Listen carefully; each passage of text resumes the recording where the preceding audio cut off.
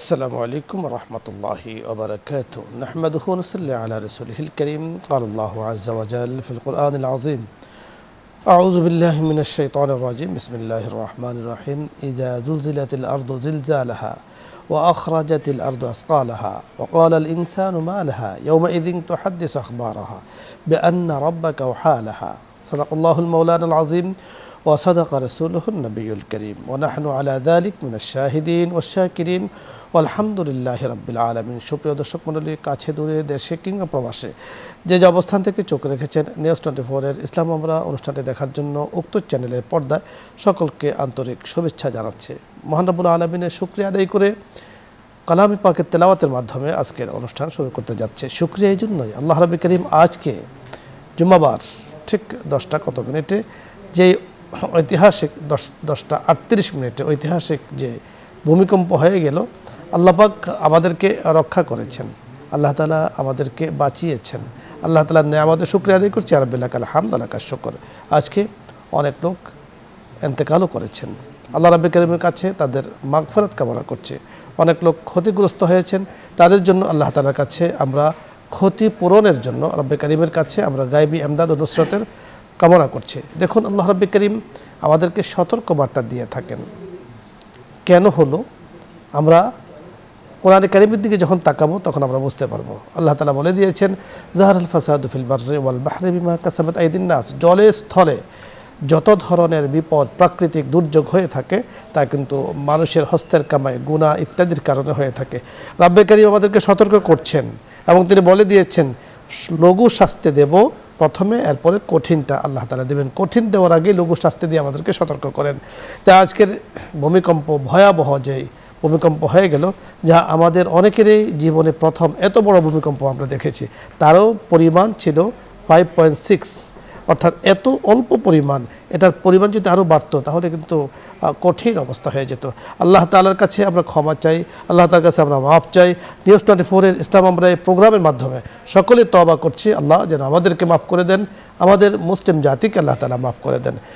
আজকে এই বিষয় নিয়ে আরও বিস্তারিত আলোচনা করবেন বিশিষ্ট ইসলামী চিন্তাবিদ শেখ মুফতি হারুন ইসলামাবাদী, খতিব কলোনি বাজার, কেন্দ্রীয় জামে মসজিদ। সাথে আছি আমি আমজাদ হুসাইন হালালি। আসসালামু আলাইকুম। ওয়ালাইকুম আসসালাম ওয়া রাহমাতুল্লাহি ওয়া বারাকাতুহু। জি মুফতি সাহেব, কেমন আছেন? আলহামদুলিল্লাহ। আজকে সম্ভবত 10টা 38 মিনিটে যেই আমি বলবো যে ভয়াবহ ভূমিকম্প হয়ে গিয়েছে। আমার জীবনে তো আমি প্রথম এত বড় ভূমিকম্প দেখেছি, আপনি হয়তো বা দেখেছেন কিনা জানি না, মনে হয় এটাই সবচেয়ে বড়, কারণ আমরা নিজে অনুভব করেছি জাগ্রত অবস্থায় যে অবস্থা তৈরি হয়েছে। আমি তখন চিন্তা করেছি যে জগতের মাঝে সকল কিছু কিন্তু পূর্ব লক্ষণ থাকে।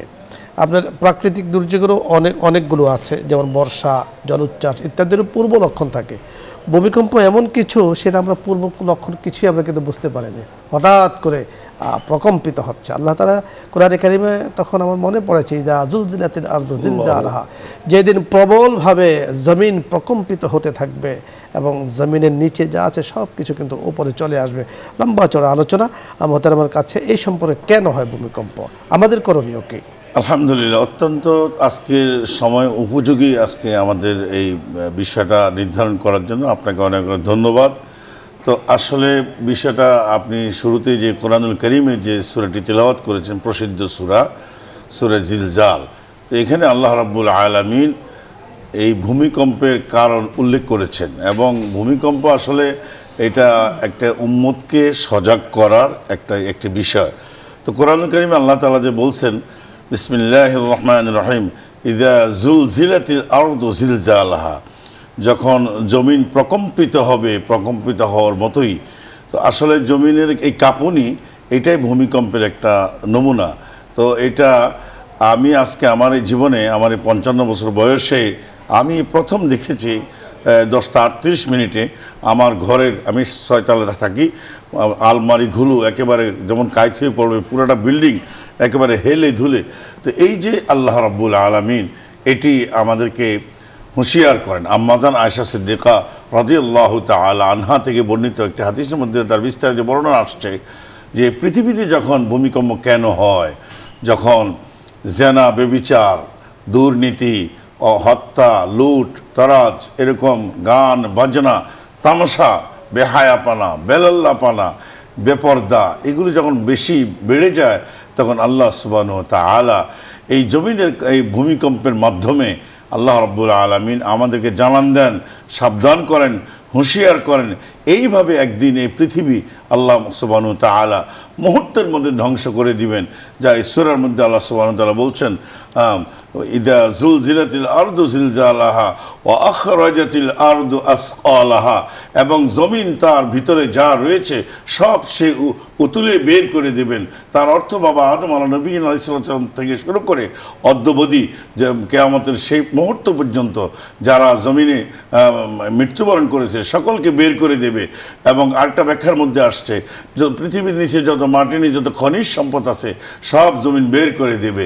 তো এই থেকে আমরা বিশেষভাবে কিয়ামতের একটা গুরুত্বপূর্ণ আলামত আমরা এখান থেকে বুঝতে পারি যে আল্লাহ রাব্বুল আলামিন এই পৃথিবীটাকে কেমনে ধ্বংস করবেন।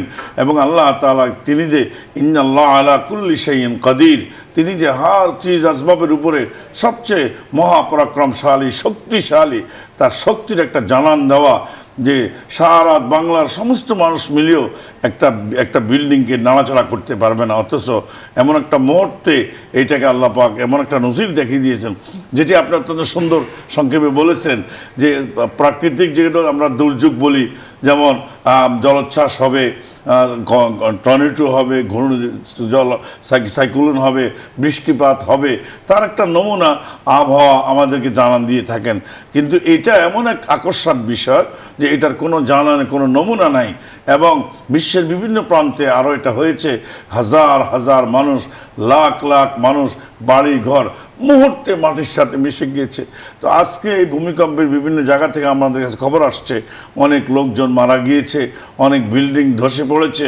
তো এই থেকে আমাদের শিক্ষণীয় হইল যে আমরা আল্লাহ রাব্বুল আলামিনের দিকে আমরা ফিরে আসতে হবে এবং আল্লাহর কাছে কায়কুমন বাক্যে তওবা করতে হবে, আল্লাহর কাছে এরকম নিজেদের ওজর মাযরাত পেশ করতে হবে। হে আল্লাহ, আমাদের কৃত গুনাহ আল্লাহ আপনি মাফ করে দেন, আদৌ কোনোদিন আমরা গুনাহ করব না। আপনি বলছিলেন, দর্শক মণ্ডলী, আমরা আলোচনা করছিলাম ভূমিকম্প কেন হয়। আল্লাহ তাআলা বলে দিয়েছেন নিজের হস্তের কামাইয়ের কারণে, গুনার কারণে, পাপাচারের কারণে, অশ্লীলতার ব্যাপক প্রসার হওয়ার কারণে, অশ্লীলতাকে বিভিন্নভাবে রূপ দেওয়ার কারণে, প্রাতিষ্ঠানিক রূপ দেওয়ার কারণে, অশ্লীলতাকে এই ধরনের কোনো কারণ যখন ব্যাপকভাবে ঘটতে থাকে তখন কিন্তু ভূমিকম্প হয়ে থাকে। এবং ওয়াকাল আল ইনসানু মা লাহা, আল্লাহ তাআলা বলে দিয়েছেন যে কি হলো, মানুষ বলতে থাকে কি হলো, কেন হলো, কেমনে হলো, কিভাবে হলো। আজকে ভূমিকম্প হওয়ার পর থেকে এই পর্যন্ত আমার মনে হয় ঘরে ঘরে এই একই আলোচনা চলছে। ভূমিকম্প কত ইতে হলো, কে কী অবস্থায় ছিলাম, কে কত কোন দোয়া পড়েছি, আমরা কেউ কেউ ভাবছি যে হয়তো কেয়ামত হয়ে গিয়েছে, কারণ আজকে শুক্রবার, আমরা জানি যে কেয়ামত হবে, দুনিয়া ধ্বংস হয়ে যাবে এই জুম্মাবার দিন, শুক্রবার দিন। আজকে সেই শুক্রবার কিন্তু ছিল, এদিক থেকেও মিল আছে। তো দোয়া দুরুদ আমরা পড়ছি, আলোচনা পর্যালোচনা চলছে। আল্লাহ তাআলা বলে দিয়েছেন যে আমরা যা করছি, ওয়াকাল আল ইনসানু মা লাহা ইয়াউমাইযিন তুহাদ্দিসু আখবারাহা বিআন্না রাব্বাকা আওহা লাহা। আল্লাহ তাআলা জমিনকে জানিয়ে দেবেন, জমিনকে বলে দেবেন তুমি এখন প্রকম্পিত হও, তুমি কাঁপতে থাকো, মানুষকে সতর্ক করো। আমাদেরকে সতর্ক করা হয়েছে। আমাদের করণীয় কি? আমাদের করণীয় হলো আদম আলাইহিস সালাতু ওয়াস সালাম যা বলেছিলেন তাই করা। তিনি কি বলেছিলেন? রাব্বানা যালামনা আনফুসানা ওয়া ইল্লাম তাগফির লানা ওয়া তারহামনা লানাকুনান্না মিনাল খাসিরিন। ইয়া কারীম, আমি জুলুম করেছি আমার নফসের উপরে, অপরাধ করেছি, জুলুম হয়ে গিয়েছে, আমি বহু অপরাধী, আল্লাহ আপনি আমাকে ক্ষমা করুন। এই কথাটি আমরা সকলেই বলতে চাই, রাব্বানা যালামনা আনফুসানা ওয়া ইল্লাম তাগফির লানা। প্রভু হে, আপনি যদি ক্ষমা না করুন তাহলে আমরা ধ্বংস হয়ে যাব, আমরা আরও ক্ষতিগ্রস্ত হয়ে যাব, ভূমিকম্প আরও বেশি হবে, আপনি আমাদেরকে ক্ষমা করেন। বান্দা যখন আল্লাহ তাআলার কাছে ক্ষমা চায়, আল্লাহ পাক খুব ক্ষমা করেন। সকলে মিলে পারিবারিকভাবে, সামাজিকভাবে, রাষ্ট্রীয়ভাবে সকলেরই কিন্তু রব্বে কারীমের কাছে ক্ষমা চাওয়া উচিত। নিজেদের অতীতে আমরা কি করেছি তা আমি ভালো জানি, আপনারটা আপনি ভালো জানেন। আল্লাহ তাআলা যেন আমাদেরকে, দেশকে, দেশের মানুষকে হেফাজত করে। ইতিমধ্যে অনেকগুলো মানুষও ইন্তেকাল করেছেন, আমরা শুরুতেই বলেছি, তাদের রূহের আত্মার মাগফিরাত আমরা কামনা করছি। আল্লাহ রাব্বে কারীম তাদের পরিবারকে যেন সবরে জামিল এখতিয়ার করার তৌফিক দান করে রব্বি কারীমের কাছে সে কামনা করছি। এবং যারা ক্ষতিগ্রস্ত হয়েছে তারা যেন ক্ষতিটাকে পুষিয়ে নিতে পারে রব্বি কারীমের কাছে আমরা সে কামনা করছি। দেশের উন্নতি, অগ্রগতি, সমৃদ্ধি কামনা করছি। দর্শক মণ্ডলী, আলোচ্য বিষয়ে যদি আপনাদের কোনো প্রশ্ন থাকে, কোনো কিছু বোঝার থাকে অথবা কোনো মাস্টারমাসা জানার প্রয়োজন হয়, আপনি চাইলে প্রশ্ন করতে পারেন, আমরা কথা বলবো ইনশাআল্লাহ। জি দর্শক, আপনি চেষ্টা করছেন। মোহতারাম, আমার একটি কথা মনে পড়েছে, আমাদের দর্শক কানেক্ট হচ্ছেন, আপনার কাছে যে বিষয়টি আমরা জানবো যে এই যে আমাদের এখন করণীয় রব্বানা যালামনা আনফুসানা, আল্লাহ তাআলার কাছে তওবা করা, নিজের অপরাধগুলোকে স্বীকার করা, আসলে এটার জন্য কি নির্দিষ্ট কোনো সময় আছে যে এই সময় তওবা করলে আল্লাহ পাক কবুল করবেন বা কিছু? না, বিশেষ করে তওবার জন্য কোনো নির্দিষ্ট টাইম নেই, তবে শেষ রাতে জেগে উঠে 2-4 রাকাত তাহাজ্জুদ পড়ে আল্লাহর কাছে কায়কন বাক্যে চোখের পানি ঢেলে নিজের গুনার স্বীকার করা, দেশ ও জাতির জন্য দোয়া করা, নিজের দোয়া করা, এটা সবচেয়ে বেশি প্রযোজ্য টাইম। শেষ রাত কোনো নির্দিষ্ট কোনো দোয়া আছে? না, নির্দিষ্ট কোনো দোয়া নেই। নির্দিষ্ট পদ্ধতি হলো যে সমস্ত গুনাহ স্বীকার করা যে আয়াতগুলো যেগুলো কোরআনে আসছে এগুলো, এবং রাসূলুল্লাহ সাল্লাল্লাহু আলাইহি ওয়াসাল্লাম দোয়া করেছেন ওই সমস্ত দোয়াগুলোকে ফলো করা। চমৎকার একটি বিষয় আপনি বলেছেন যে আমরা কত লক্ষ লক্ষ টাকা খরচ করে আমরা বিল্ডিং নির্মাণ করি, এবং বিল্ডিং কোড এটাকে ফলো করে কিন্তু বিল্ডিংকে বানানো হয়েছে, রাজুকের প্ল্যান প্রোগ্রাম সব ঠিক আছে, কিন্তু ভূমিকম্প আল্লাহ পাকের এমন এক সতর্কবাণী, কোনো কিছু কিন্তু সেখানে কাজে আসে না মুহূর্তের মধ্যেই। আমরা একটু দেখেছি যে ভূমিকম্পের ধরন কিন্তু 2 ধরনের হয়ে থাকে। একটা হলো একেবারে ভূমিধস যাকে বলে, অটো বিল্ডিংটা বা যাই হোক নিচে চলে যায়, এটার এত ভয়াবহ, এত ভয়ঙ্কর, যেখান থেকে আসলে ছুটার কোনো উপায় নেই, বাঁচার কোনো উপায় নেই। আরেকটা হলো বিল্ডিং ভেঙে পড়ে অথবা সেটাও বড় ভয়াবহ।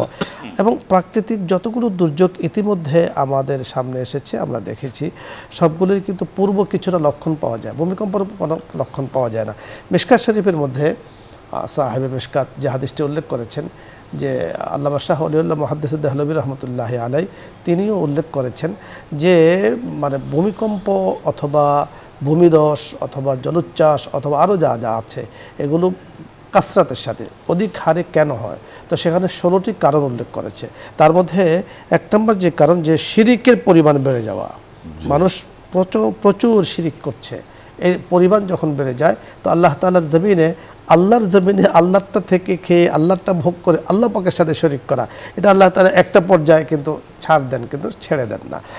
দ্বিতীয়ত হলো, আরও উল্লেখ করা হয়েছে যে পিতামাতার সন্তান যখন অবাধ্য হয়ে যায়, প্রচুর মানে পিতামাতাকে দূরে সরিয়ে দেয়, পরের অর্থাৎ অপরিচিত মানুষকে কাছে নিয়ে আসে, 3 কথার সাথীকে কাছে নিয়ে আসে আর মা জননীকে দূরে সরিয়ে দেয়, এটাও কিন্তু ভূমিকম্প হওয়ার একটি কারণ। আরেকটা হলো ব্যাপকভাবে পাপাচারে মানুষ লিপ্ত হওয়া। আর বর্তমানে আপনি দেখেছেন যে মানে বয়স্ক, যুবক, শিশু সকলের হাতে কিন্তু মানে গুনাহ করার মতো কিছু থাকে। আমি দেখেছি যে বয়স মানে প্রয়োজনীয় সকলে তাকিয়ে থাকে, মানে চোখের হেফাজত হচ্ছে না, মেধার হেফাজত, এই সম্পর্কে যদি আপনাদেরকে কিছু বলতেন।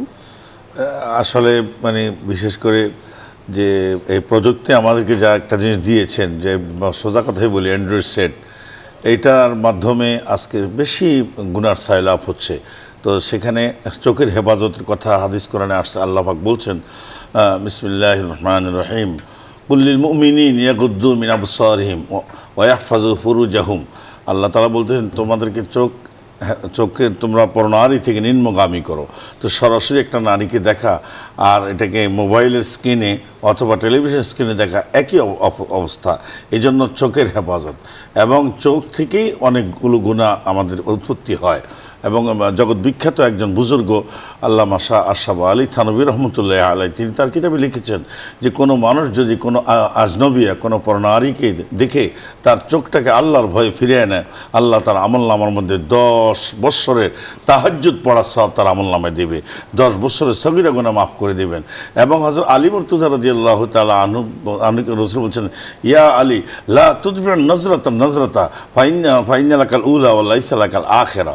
হে আলী, তোমার যদি সাহাবীরা বলছে ইয়া রাসূলুল্লাহ আমার ইচ্ছা ছিল না, হঠাৎ করে যদি কোনো বড় নারীর প্রতি আমাদের নজর পড়ে যায় তাহলে ওই নজরটা এটাকে বলা হয় নজরে ফুজাত, আচানক। তবে মেশকাতের হাসিয়ার মধ্যে লেখা আছে আয় নজর বেগাইর এরাদাতিন, অনিচ্ছা যে নজরটা এটা। তো চোখের হেফাজত যদি আমরা ইনশাল্লাহ বেশি করি তাহলে ইনশাল্লাহ আমরা অনেকগুলো গুনাহ থেকে বাঁচতে পারবো। এরপরে কানের গুনাহ আমরা অনেকে বিশেষ করে মোবাইলে এরকম কানের মধ্যে লাগিয়ে রাখি আমরা দেখা যায় মার সামনে বা আপনজনের সামনে আমরা কেউ শুনতেছি না, কিন্তু আমি কিন্তু ঠিকই কানের গুনাহ করতেছি। অথচ আল্লাহ রাব্বুল আলামিন কোরআন এক আয়াতের মধ্যে বলছেন আমি তো অধিকাংশ মানুষকে জাহান্নামে দেওয়ার জন্য তাদেরকে ব্যবস্থা করেছি। অথচ অন্য আয়াতে বলছেন যে আল্লাহ তাআলা তো সমস্ত মানুষকে সম্মান দিয়েছেন। তো এর মধ্যে কোরআন আয়াতে যেটা বলা হয়েছে ওয়ালাকাদ যারানা লি জাহান্নামা কাসীরাম মিনাল জিন্নি ওয়াল ইনস লাহুম কুলুবুন লা ইয়াফকাহুনা বিহা, তাদেরকে আমি একটা অন্তরাত্মা দিয়েছিলাম, সে অন্তর দিয়ে তারা ভালো যেটা বোঝার প্রয়োজন তা বুঝে না। ওয়ালাহুম আইনুন লা ইউবসিরুনা বিহা, আমি তো তার দুইটা চক্ষু দিয়েছিলাম, চোখ দিয়ে ভালো মন্দ তারা দেখবে এবং তারা সেই তা না দেখে তার অপছন্দ আল্লাহর যেটা রসুলের অপছন্দ এটা তারা দেখে। ওয়ালাহুম আযানুন লা ইয়াসমাউনা বিহা, আমি তাদের যেটা কর্ণ দিয়েছিলাম ওই কান দিয়ে তারা ভালো শুনবে, কোরআন শুনবে, দ্বীনের কথা শুনবে, মা বাবার ডাক শুনবে, তা না শুনে তারা গান বাজনা রং তামাশা হাবি জাবি এগুলো শুনে। আল্লাহ পাক বলছেন আযানুল ইয়াসমাউনা উলাইকা কাল আনআম, কয়ে আল্লাহ তাআলা বলতেছে তারা হচ্ছে চতুষ্পদ জন্তুর ন্যায়, বরং বালহুম আদল, এর চেয়ে নিকৃষ্ট, উলাইকা হুমুল গাফিলুন। তাহলে এখানে আল্লাহ তাআলা যে তাদেরকে চতুষ্পদ জন্তু থেকে নিকৃষ্ট কেন বলছে?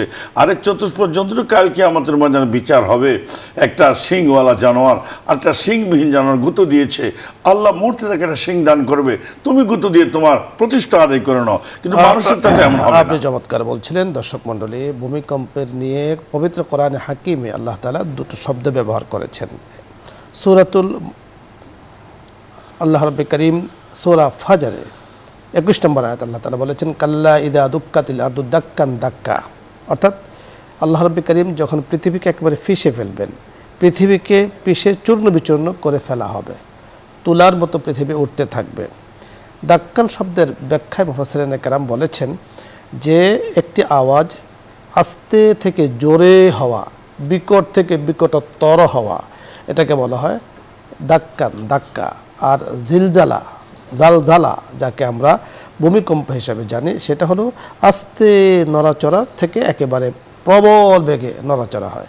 এখন এই দুটোকে সামনে রেখে আমরা যদি চিন্তা করি আজকের ভূমিকম্পের যে পয়েন্ট ছিল 5.6, এটা যদি 1 পয়েন্ট 2 পয়েন্ট 10 পয়েন্ট হয় অথবা 100%, আল্লাহ মাফ করুন, যদি 100% যখন হয়ে যাবে তখন জগৎটা একেবারে তুলার মতো উঠতে থাকবে। পাহাড় পর্বত তরুল যা আছে সকল কিছু কিন্তু তুলার মতো উঠতে থাকবে। এটাকেই বলা হয়েছে যে কিয়ামতের আগে জগৎটি তুলার মতো উঠতে থাকবে যখন সিংহায় ফুৎকার দেয়া হবে, সিংহায় যখন ফুৎকার দেওয়া হবে। তাই রব্বে কারীম এই জগৎকে আল্লাহ তাআলা একসময় নিয়ে ফেলবেন, নিয়ে যাবেন, কিয়ামত হবে, কিন্তু আমাদের তওবা করে পরিষ্কার পরিচ্ছন্ন পবিত্র জীবন আমাদের ধারণ করতে হবে। আল্লাহ তাআলা আমাদেরকে সেই তৌফিক দান করুন। সকলে ভালো থাকুন ইনশাআল্লাহ। আল্লাহ রাব্বুল কারীম তৌফিক দিলে আগামী প্রোগ্রামে আলোচনা করব। আল্লাহ তাআলা আমাদেরকে অংশগ্রহণ করার তৌফিক দান করুন, আমিন ইয়া রাব্বাল আলামিন। এখন দেওয়া হবে দরুদ ইস্তিগফার পড়ি। আল্লাহুম্মা সাল্লি আলা সাইয়্যিদিনা ওয়া নাবিয়িনা মুহাম্মদ আস্তাগফিরুল্লাহ। আলহামদুলিল্লাহি রাব্বিল আলামিন, আসসালাতু ওয়াসসালামু আলা সাইয়্যিদিল আমবিয়াই ওয়াল মুরসালিন وخاتم النبيين وعلى آله وأصحابه أجمعين يا الله يا كريم আমরা শুকরিয়া আদায় করছি মাওলাই করিম, আপনি আমাদেরকে ক্ষমা করেন, মেহেরবানি করে জিন্দেগির গুনাহগুলো আপনি মাফ করে দেন।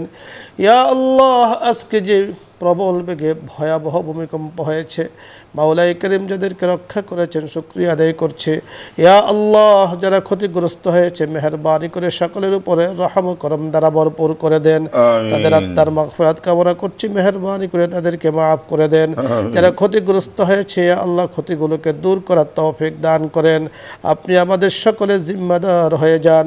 ইয়া আল্লাহ, যে প্রোগ্রামে বসে আপনার শাহী দরবারে হাত তুলে আছেন এই 24 বসুন্ধরা পরিবার ইসলাম, আমরা ইয়া আল্লাহ মেহেরবানি করে সকলের জন্য খায়রুল কল্যাণের ফয়সালা করে দেন। আপনার হুকুম মোতাবেক রাসূলের তরিকা মোতাবেক চলার তৌফিক দান করেন। আমিন বিহুরমতি সাইয়্যিদিল মুরসালিন। আলহামদুলিল্লাহি রাব্বিল আলামিন।